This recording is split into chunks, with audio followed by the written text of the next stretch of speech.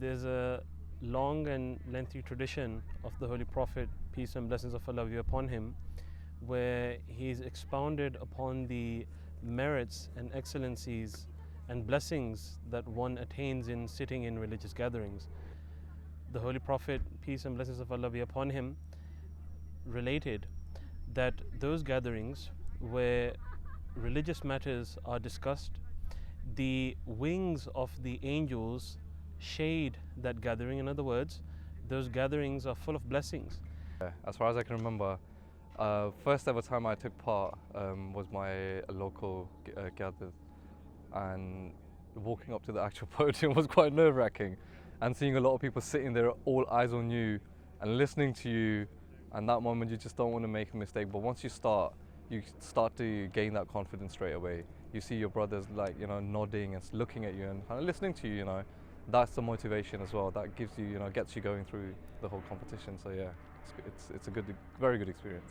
The first time was very nerve-wracking. It was very awkward. Yeah, I didn't do as well.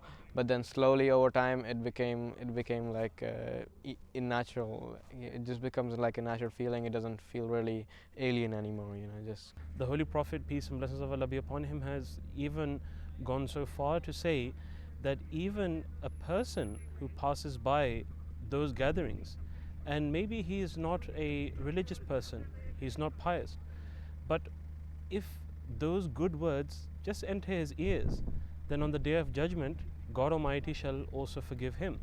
So to sit in the academic competitions, whether you are participating in those competitions or not, they are a vast source of blessings for us. Just keep trying. I mean, there's just so many examples where people have said that and they've just surpassed their limits. So everybody has that thing inside of them that they can do it, and then they can push further. So it's just about believing in yourself and just making sure that there's so many people out there that haven't had the opportunity of even going to National Ijtema, especially in Pakistan. So you just got to take it can't take for granted, and just keep trying.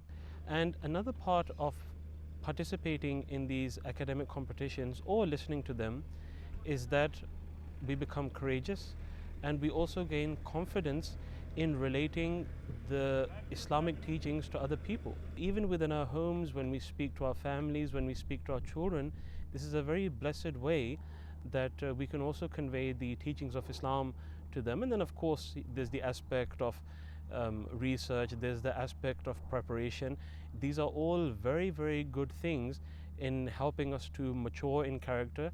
At the end of the day, taking part, it's not about winning, it's about taking part in the competition and coming forward. You won't see a lot of people do that, but it's something that builds your confidence, not just for taking part in the competitions here, but outside the world as well. So yeah, I would definitely recommend to people, take part, come forward, and have that experience. At first, I did not believe in myself at all that I could do it at all. I wouldn't even go on the stage. So my dad would need to push me and all, and then it just becomes way easier over time. Yes, I feel like the confidence that you have in yourself grows over time. Yeah. First time, obviously, it's quite scary because you're amongst a bigger audience, especially when you get to the proper finalists. It gets a bit tense, but I guess that just teaches you in terms of communication, how to speak in front of people, not to get shy, confidence, and all these other things that you just need in life in general. When you're preparing yourself for the competition, of course your family members, your kids are sitting there listening to you, and that actually gives them the motivation to come forward in their future and take part. So sometimes some Khuddam might have this fear of not participating because they might feel that they're being judged. Of course, any competition, there are judges there, and it's a formality that has to be undertaken.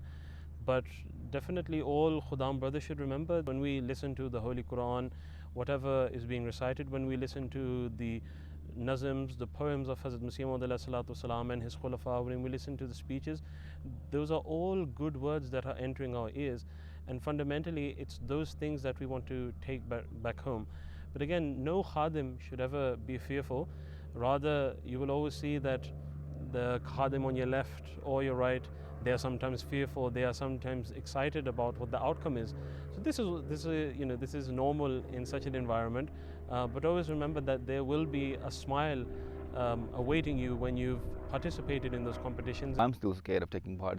I think it's just one of the natural things. Some people have it, some people don't get scared. But I have this stage fear since day one.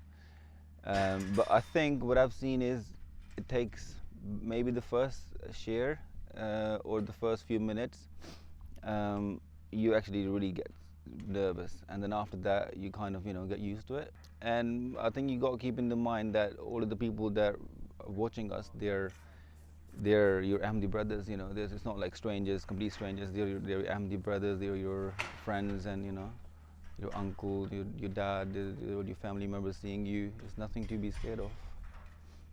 Of course, there was a lot of Khuddam brothers, and they're all listening up to you.